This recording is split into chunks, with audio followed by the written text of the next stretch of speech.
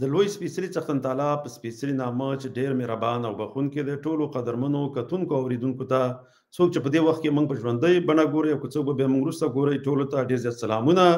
د لوی افغانستان تلویزیون ته ښه راغلاست. ملګرو څنګه چې به تاسو په سرخط کې لیدلي، نن زموږ موضوع ده اردو او هندي ژبې توپیر، تاریخ او انګریزي پلان، او بل ورسره په څنګ کې دی د حق اواز یا اسلامي دویمه برخه اسلامي خپرونه ده چې په هغې باندې به ډاکټر صاحب بیا د خیر سره مفصل خپل نظر له تاسو سره وړاندې کوي. نو لومړی به هم دغه د ژبې دغه ترازو چې دا اردو ولې د بری صغیر یا د ولې د ټول مسلمانانو دغه ژبه چې دا لکه د ټولو قومونو دا ولې اردو کړه، دې ته به راځو. د دې شاته د انګریزانو کوم پلانونه وه، کومه دسیسه وه، او بیا وروسته دې کې د پنجاب څه ګټې دي او هغوی ولې دغه ژبه خپله د پاکستان رسمي ژبه ومنله، ځکه ته خو واکدار او حاکم قوم هم دا پنجابی دی. نو د دې له پلوه ځکه چې هلته زموږ پښتانه چې دغه ژبه خپله قومي ژبه بولي، نو د دې په خاطر باندې موږ د لوی افغانستان دپاره چې کار کوو، نو بیا به د هغې په هر اړخ باندې به خبرې کوو چې په کوم یو باندې زموږ نه پښتانه ګلخانان شوي دي یا هغه شعوري پاکستانیان شوي دي یا داسې شوي دي چې دغه نصاب او میډیا د دوی ذهنونه او فکرونه چې دي د دوی نه پاکستانیان جوړ کړي دي او د پاکستاني قومیت دپاره کار کوي او خپله پښتونولي او پښتو ژبه د دې نه لرېوارې غوره کوي او د دې سره په دې په نسبت چې خپلې ژبې او خپل کلتور او د خپل خاورې سره مینه وکړي، دې په ځای باندې هغه پردی ژبې ته، پردي کلتور ته او دې ته خوشحالېږي او د هغې دپاره کار کوي. نو ما سره چې کوم دغه دي پاڼې ما جوړې کړي، دا کوم پریزنټیشن چې دی، په دې باندې به د خیر سره غږیږو، بیا به زه خپل معلومات هم سره پکې شریکوم. نو موږ به لږ واړه شو او دا لیکنې به لږې غټې شي. په دې کې دی اردو او هندي ژبې توپیر، تاریخ او انګریزي پلان. نو دا به پسې د خیر سره دغه کېږي. عمر بورا زماني لخوا دغه کېږي، تاسو ته وړاندې کېږي. آیا توپیر لري هندي او اردو ژبې؟ نو لکه څنګه چې د پنجابي نصاب یا د پاکستان په نصاب کې دا وایي چې اردو ژبه د لښکر نه اخیستل شوې ده. د دې معنا د اردو ژبې معنا لښکر دی او دا یو ترکي لغات او دلته په نصاب کې داسې ویلې چې دغه چې په دغه لښکر کې به د مغولو او د هغې نه مخکې به په دې کې به ډېر مختلف قسم قومونه او په دې کې به ترکان او پښتانه به پکې وو، بلوڅان او دغه پنجابیان او دا ټول چې به پکې وو. نو دلته یوه ژبه جوړه شوه د مسلمانانو چې د اردو نوم ورکړو، مګر دا سوچه دروغ دي، ټول دروغ دي. د دې شاته د انګریزانو توطیه وه. د انګریزانو د راتګ نه مخکې د بری صغیر ژبه چې وه د مغولو په وخت کې هغه فارسي وه. چې کله انګریزان راغله هغوی انګلیسي ژبه د دفتر ژبه کړه او فارسي ژبه یې له دفتره اخوا کړه. نو د انګلیسي ژبه په 1835 کې دا رسمي ژبه شوه، خو په 1850 کې چې کله مسلمانانو بیا د خپلواکۍ دپاره یو غږ پورته کړو سره د هندوانو یو ځای، نو بیا هغه د دوی هغه کوم تحریک د ازادۍ چې هغه چې ډېر په انګریزانو وځپو، نو د هغې نه وروسته په 1850 کې بیا دا د ټولو ولایتونو ژبه چې دا بیا انګریزي کړه. د هغې نه مخکې لږه لږه فارسي ورسره چلېدله، خو هغه یې ورنه بیا لرې کړله. نو بیا هغه چې کله اردو رسمي ژبه کېږي، په هغې باندې به زه راځمه. اردو او هندي ژبې د خبرو له مخکې ډېر ورته دي. اصلي توپیر د لیکلو طریقه ده، یعنې صرف لیکلو کې طریقه ده. نور چې څوک اردو خبرې کوي یا هندي خبرې کوي، دا تقریبا دواړو باندې ته پوهېږي. چې څوک په هندي باندې لګي هم ته به پوهېږي او په څوک چې په اردو لګي هم هغه هندوان به د دې باندې پوهېږي، او چې هندوان لګي په دې به دا څوک چې اردو ژبه وایي دا به پوهېږي. صرف په لیکلو کې فرق دی. نور په اردو ژبه کې لږ عربي لغاتونه ډېر دي، هغه اسلامي لغاتونه دې کې راغلي دي، او په هندي ژبه کې چې دی هغه سنسکرت کوم لغاتونه چې دي هغه بیا هغه د هغې مذهبي لغاتونه دي، نو هغه پکې ډېر استعمالېږي. صرف دغومره فرق دی، نور ټوله یوه ژبه ده.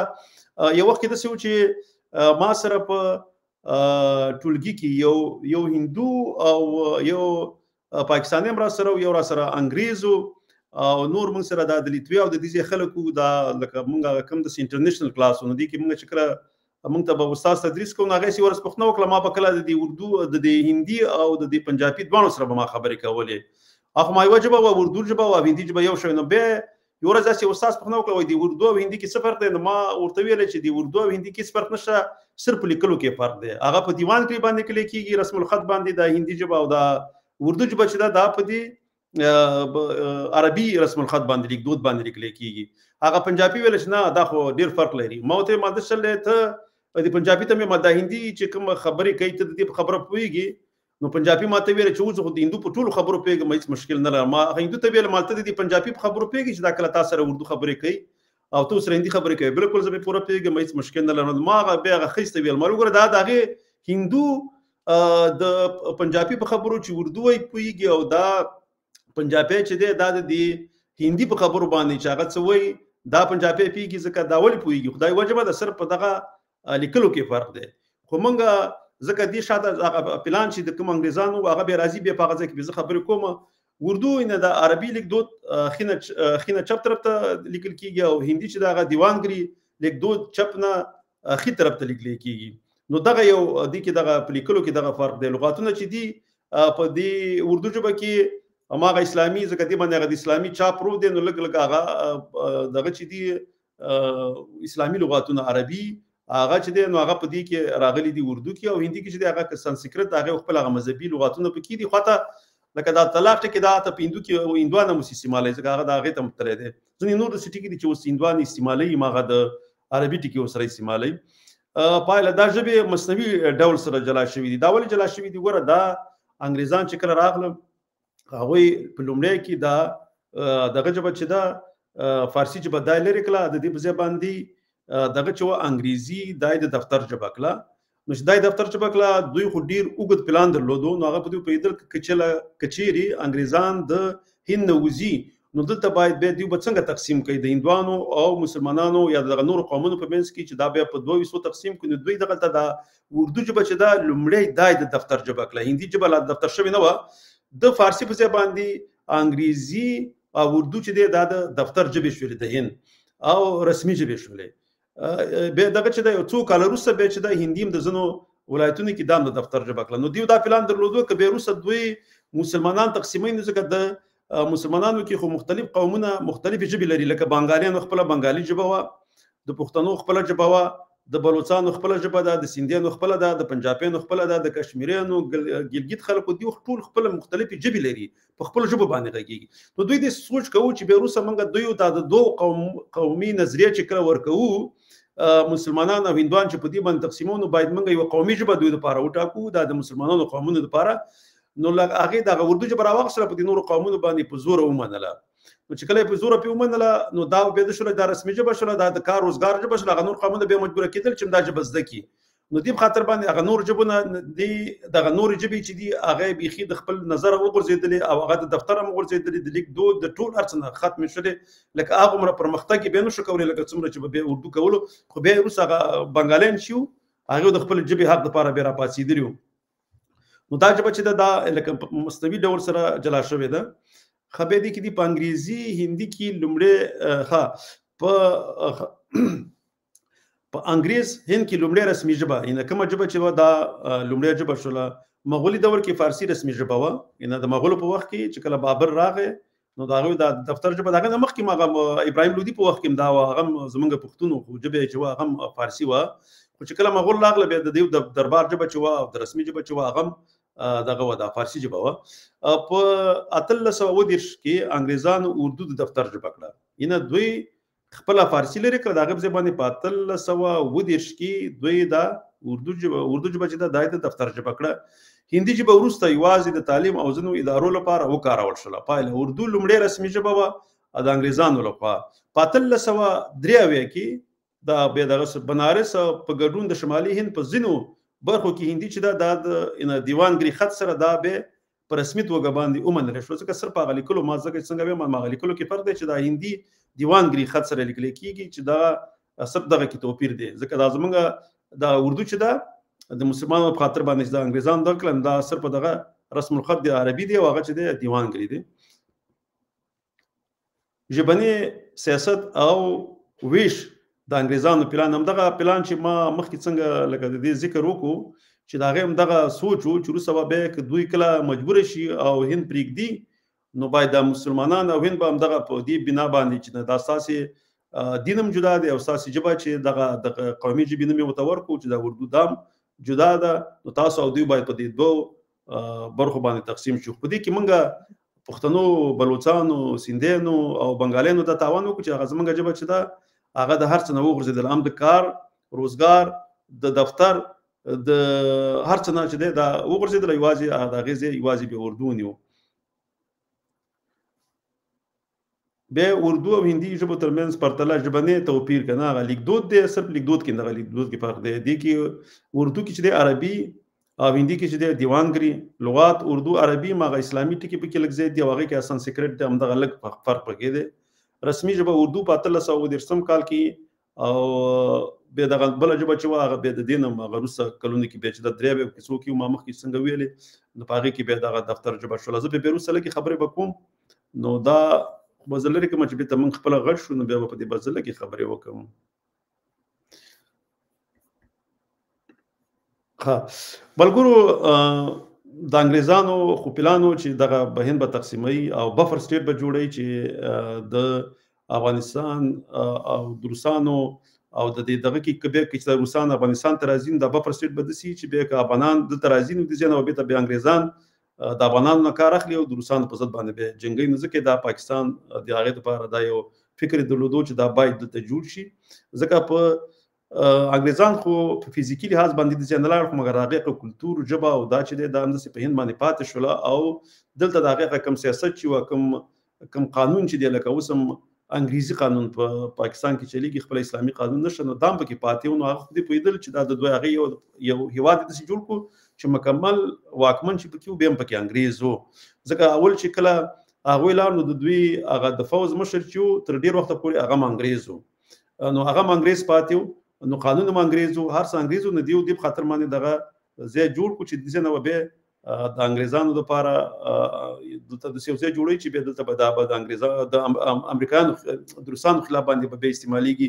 بیا همدې په خاطر باندې لومړۍ اډه چې وه دلته په پېښور کې دا هم امریکا ته ورکړې وه، د ځای نه به بیا دوی هغه ځینې داسې تیارې الوځولې چې د روسانو دغه وکړي وڅاري د دغه ځای نه، نو دا کار یې هم کړی.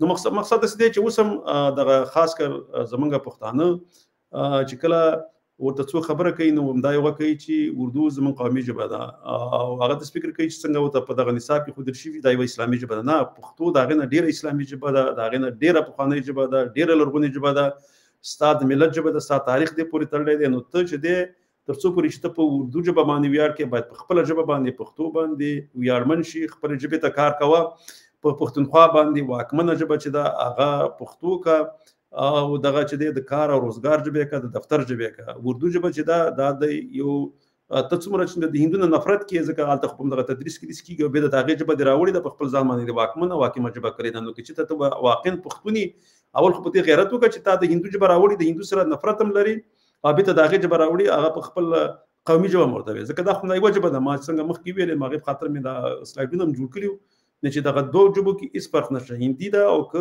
اردو ده، نو دغه همدغه یوه ژبه ده. تاسې دې ته خپله قومي ژبه مه وایئ، قوم ستاسو پښتون دی او ستاسو ژبه چې ده پښتو ده. نو دې په خاطر باندې ما نن غوښتل په دې خبرې وکړم. انشاءالله تعالی انګریزانو دغه بنګالیانو چې وو هغې د خپلې ژبې د خپلواکۍ په خاطر باندې خپل ټول قوم خپلواکه کړو، ځکه هلته هم دا اردو ژبه چې وه واکمنه او د هغې دفتر او رسمي ژبه وه، هغې راپاڅېدل هغه ځای کې شاګردان محصلین د پوهنتون راپاڅېدل، ویل چې موږ نوره دا دغه ژبه نه منو، اردو ژبه موږ خپله بنګالي ته کار کوو، بنګالي ژبه خپله رسمي او دفتر او د کار روزګار ژبه کوو. نو هغه چې هغې راپاڅېدل بیا خپل ځان ته خپلواکي او ازادي واخیستله. ما ډېر وخت ونیو، نو زه به ډاکټر صاحب ته وخت ورکړم، هغه دا دویمه برخه چې ده زموږ د اسلامي برخه ده. ډاکټر صاحب مهرباني وکړئ. نحمده ونصلي على رسول الكريم أما بعد. قال الله تعالى في القرآن المجيد والفرقان الحميد: قل إن صلاتي ونسكي ومحياي ومماتي لله رب العالمين. تر هر څه لومړی زه خپل سلامونه د لوی افغانستان تلویزیون ټولو لیدونکو او اورېدونکو ته، محترم زماني صاحب تاسو ته، محترم رسا صاحب ته خپل سلامونه او نیکې هیلې وړاندې کوم. ما چې کوم آیات ستاسو په حضور کې تلاوت کړ دا د سورۃ الانعام 122 آیات الله جل جلاله فرمایي چې وایه ای پیغمبره په تحقیق سره لمونځ چې دی ونسکي نسکي دلته په ډېر معنا باندې راځي د قربانۍ په معنا باندې هم راځي د عبادت په معنا باندې هم راځي د مانځه په معنا باندې هم راځي ځکه قرآن یو مکمل کتاب دی د ژوند په ټولو برخو کې او دا هله کېدای شي چې انسان د خپل مضبوط او قوي کتاب څخه ځان خبر کړي چې دا کتاب موږ ته د ژوند په ټولو برخو کې څه حکم راکوي څرنګه چې سبا 5 د جون دی چې دا د 2025 کال چې دا سمون خوري د نهم د ذوالحجې د 1440 کال سره چې د عرفې ورځ ده دا ډیره مبارکه نن شپه ډیره مبارکه ده او سبا ورځ ډیره مبارکه ده هر هغه کارونه چې مونږ ته لازم دي چې سبا د پاره سرته ورسو نو هغه اول تر هر څه باید مونږ کوشش وکړو چې کچیرته د امکان په صورت کې زمونږ صحت خي مونږ روزه ونیسو د دې وی ورځې روزه څومره فضیلت لري الله جل جلاله انسان ته د یو کال ګناهونه د تیر یو کال ګناهونه معاف کوي او د آینده یو کال ګناهونه د دې وی روزي په نیولو سره الله جل جلاله انسان ته معاف کوي او سبا ته د سهار د لمانځه څخه وروسته تکبیرونه شروع کیږي چې دا تکبیرونه څلور ورځې دي او دا 23 لمونځونه دربر نیسي چې دا ډیر ضرور دي چې هغه تکبیرونه کم یو دي الله اکبر لا اله الا الله والله اکبر ولله الحمد دا ډیر ضرور دي چې موږ دا په دغه سره تکرار سره وویو د هر مانځه څخه وروسته نارینه باید په زور ووي او زنانه باید په خفیه ډول باندې ووي چې دا ډیر ضرور دي د هر مسلمان لپاره همدارنګه د دې ورځ په دغه کې باید موږ ډیر دعاګانې د الله پاک څخه وغواړو د خپل ځان لپاره د خپل کورنۍ لپاره د خپل اولادونو لپاره د خپل مسلمانانو لپاره د اسلامي امت لپاره ځکه چې نن د نړۍ په ګوټ کې اسلامي امت د ډیرو سختو مشکلاتو سره مخامخ دی او غیر د دنه چې موږ الله ته رجوع کو او د الله څخه د خپل اسلامي امت لپاره د خپل مظلوم ملت لپاره د خپل مظلوم خلکو لپاره دعا وغواړو نور خو موږ تاسو ته دا معلومات چې موږ تاسو په لاس کې دیو علي وزیر آزادیدل هم نشته دی دا ولې چې زمونږ د خپل هغه مشرانو چې همیشه د پښتو په نوم باندې د قوم په نوم باندې د پښتنو ویني وسکلي او د قوم غوښي وخړلې خو نن زمونږ یو غیرتی انسان یو غیرتی پښتون هغه چې په صلحه او نور دا خاص یو مثال دی علي وزیر دا غي پښتنه هم سګنه کوي نو د دې خاطر باندې موږ باید د الله څخه دعا وغواړو چې هغه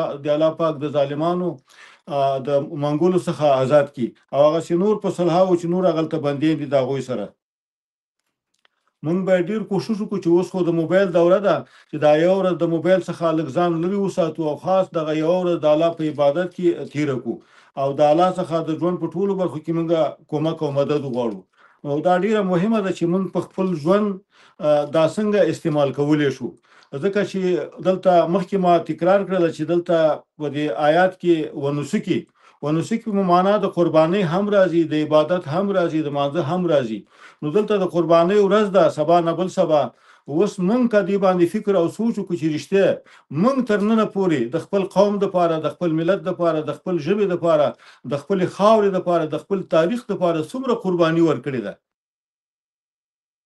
یا هغه خلکو چې زمونږ د ازادۍ لپاره زمونږ د خاورې لپاره دغه موجوده جغرافیه لپاره قرباني ورکړې ده د هغه خلکو مونږ څومره یادونه کړې ده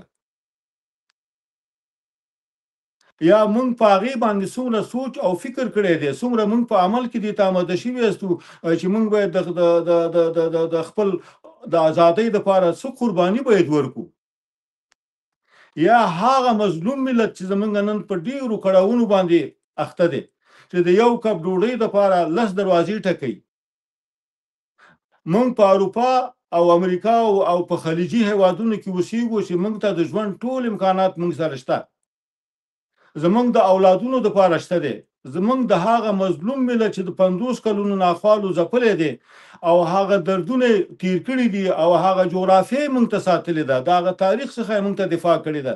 مونږ په هغوی باندې څومره فکر او سوچ کړی دی، د هغوی د لاسنیوي دپاره مونږ څه قرباني ورکړې ده.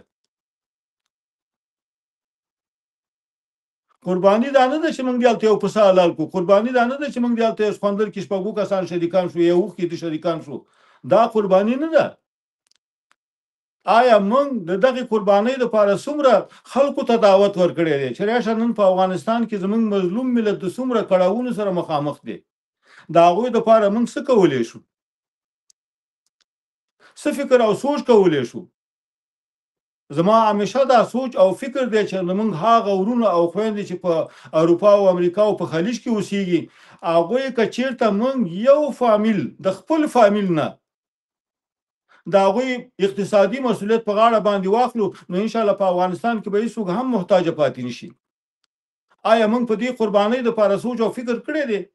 او کنه هر کال لوی اختر راځي، د قربانۍ اختر راځي، موږ قرباني کوو، خو آیا دغه قربانۍ باندې موږ کوم سوچ او دغه قرباني موږ ته کوم درس راکوي او موږ د دغه قربانۍ نه څه لاسته راوړنې لرو؟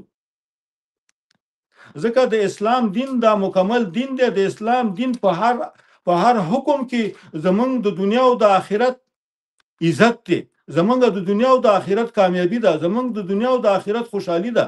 او دا حال چې دا موږ په عمل کې راولو، دا موږ په خپل ژوند کې راولو.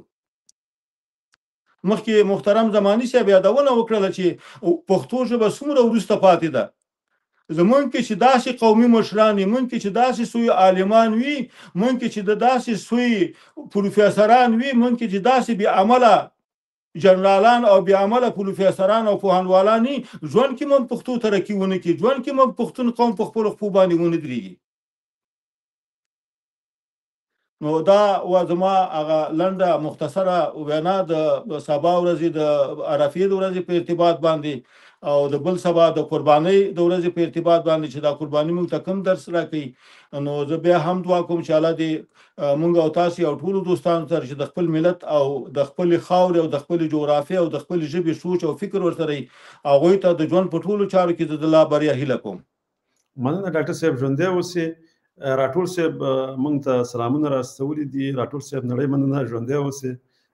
راټول صاحب ډېر ښه تحقیق کوي ډاکټر صاحب په دې ژبپوهنه باندې، او هغه د پښتو لغاتونو خرانګي چې ورته دا وایي، ځکه هغه ډېر ښه دغه کوي، تشریح کوي چې دا لغات هغه دغه چې دي جړلي نه چې کوم ځای ته رسېږي او د کوم ځای نه دا شروع شوي دي.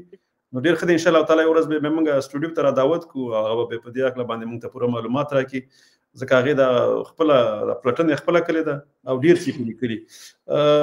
راسا صاحب. مننه بورا صاحب. اول تاسو ته ډاکټر صاحب ته او د لوی افغانستان ټول لیدونکو ته سلامونه او احترامات. د ډاکټر صاحب نه ډېره زیاته مننه چې د سبا ورځې د عرفات د ورځې په ارتباط ډېر ښکلي او په دغه معلومات دوستانو سره شریک کو کورې ودان. او بورا صاحب تاسو هم ډېره ښه موضوع انتخاب کړې ده. واقعا چې لکه چې څنګه چې تاسو ویل چې دغه د انګریزانو او دغه د دې هماغه پلانونه چې هغه په هره برخه کې وو، هغه که فرهنګي برخه یې او که په نورو برخو کې وو، نو دغه ژبه چې وه د هندوانو یا دغه اردو ژبه، دا په اصل کې لکه څنګه چې تاسو ویلې دا یوه ژبه ده، خو ولې هغو خپل سره که پنجابی دی که سیندی دی او که د هغه نور شاوخوا د دې خپلې ژبې دي، دیو سره په خپل منځ کې سره ښه پوهېږي، ځکه چې هغه ژبه یې تقریبا یوه ژبه ده، یو تاریخ، یو سیستم یې دی، یو فرهنګ دی، نو هغو ته دومره نقصان په دې کې نه رسېږي.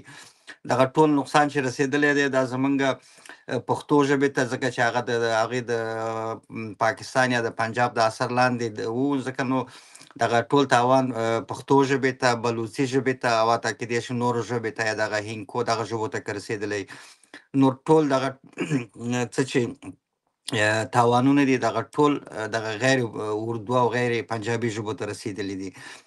نو بورا صاحب دا یوازې په دې کې که سړی دا وڅېړي چې اوس دغه زمونږ د کوزې خوا پښتانه چې دی هلته مثلا په نورو ژبو درس وایي یا تحصیل کوي، هغه ټول یو په کور کې پښتو وایي، هغه هم داسې پښتو وایي چې هغه یا د بازار یا هغه نوې انګلیسي ژبې لغاتونه یا مثلا یو نیم فارسي او دغه لغاتونه هم پکې میکس کړي، هغه پښتو یې هم دغسې مکمل نه یا دغه لغتونه پکې په مرور زمان داخليږي او دغه ژبه ورو ورو دغه خواته ځي، یعنی د ورکېدو طرف ته ځي، ځکه چې په خپله ژبه باندې دغه نسلونه چې اوس زموږ په کوزي پښتونخوا کې دي، دې چې کم تاریخ لولي، هغه تاریخ، هغه ژبه، هغه دغه کتاب چې چا لیکلی دی، دغه په پښتو ژبه نه دی لیکل شوی، دغه د دې په مورنۍ ژبه، زموږ په مورنۍ ژبه نه دی لیکل شوی، یا به دا په انګریزي ژبه لیکل شوی یا به په اردو ژبه لیکل شوی. نو که په انګریزي ژبه لیکل شوی دی، حتما دی کې د انګریزانو لاس ته، یعنی کوم شی چې د هغو په زړه دي، شی چې د هغو په طبع دي، هغې دغه تاریخ او دغه ذهنیت یې هغو ته داسې برابر کړی. او که پنجابیانو په اردو ژبه لیکلی دی، نو هغه خو طبیعي خبره ده چې دغه ټول هر څه هغو په خپل لاس چې غواړي، څه رقم چې غواړي، دغه نسلونه په کوم شکل ته آینده کې وروزي یا په کوم د روحیه باندې دغه کې مخې ته بوزي. نو دغه ټول د هغو پروګرامونه دي چې دغه په مختلف شکل باندې دغه پښتانه د استثمار لاندې راوستي دي په کلونو کلونو باندې. دا یوازې یوه برخه ده، دا چې نورو په برخو کې دي، یعنی یوازې په فرهنګ، په فرهنګي، تاریخي، کلتوري برخه کې هم متاسفانه چې موږ دغه د پنجاب د لاسه تر اوسه پورې په دغه حالت کې زموږ کوزي پښتانه پراته دي. نو ډېرې ښې موضوعات هم انتخاب کړي وو باورا صاحب، نو زه هم نور څه نه لرم، نو ډېره زیاته مننه. انشاءالله بیا آینده کې به ورباندې خبرې کوو. نو که تاسې څه لرئ یا ډاکټر صاحب مهرباني. مننه راسا صاحب، ژوندی اوسې.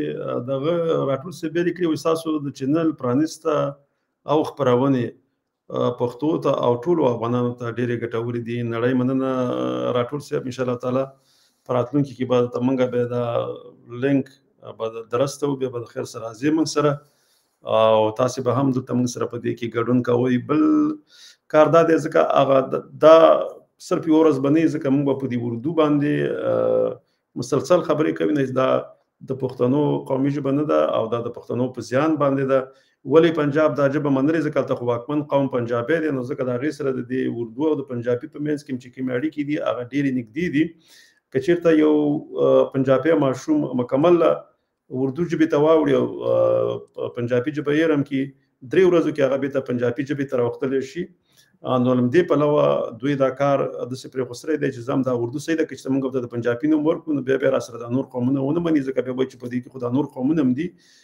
نو ولې د دوی ژبه نه قومي ژبه کېږي چې پنجابي قومي ژبه شي؟ که چېرته یو پښتون یا کوم بل قوم والا هغه خپله ژبه پرېږدي او اردو ژبه شي، بیا نو هغه بېرته خپلې ژبې ته راته کلونه نیسي، نو هغه بیا بېرته پښتون کې نه پښتو ژبې ته نه شي راوختلی، نو بیا به همیشه هغه ژبه به پردی.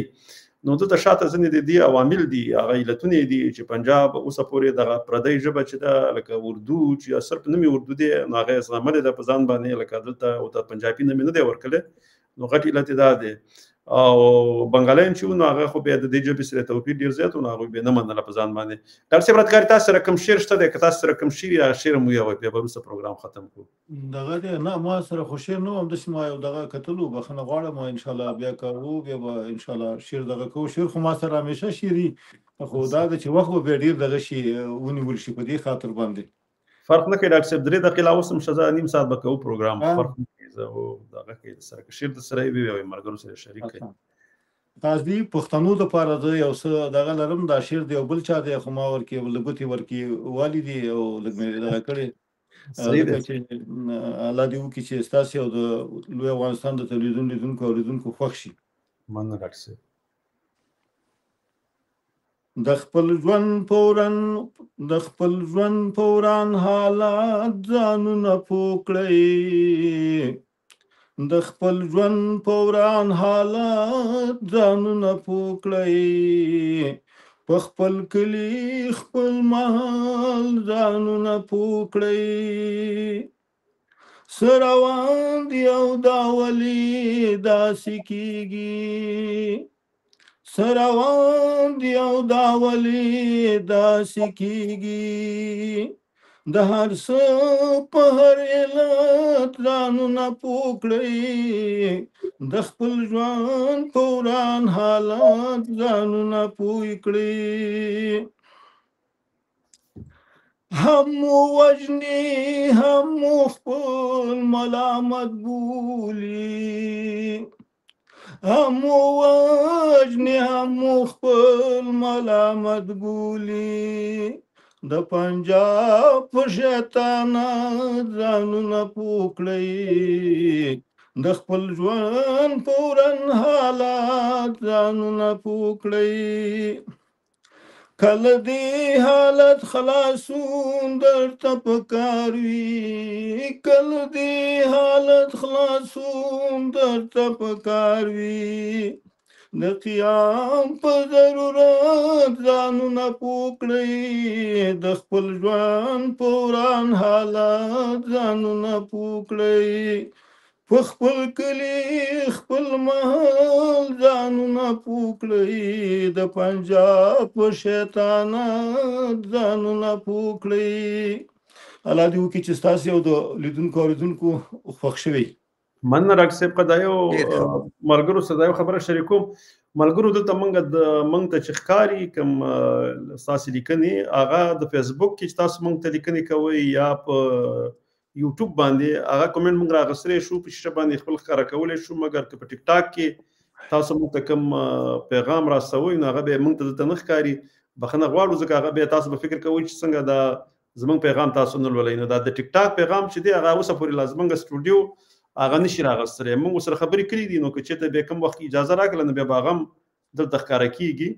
نو هغه ملګري چې ټیک ټاک کې موږ ته میسج کوي خفه دې نه وي، ځکه چې هغه موږ اوسه پورې لازمن سټوډیو ته هغه پیغام نه راځي، صرف د یوټیوب او د فیسبوک هغه راځي.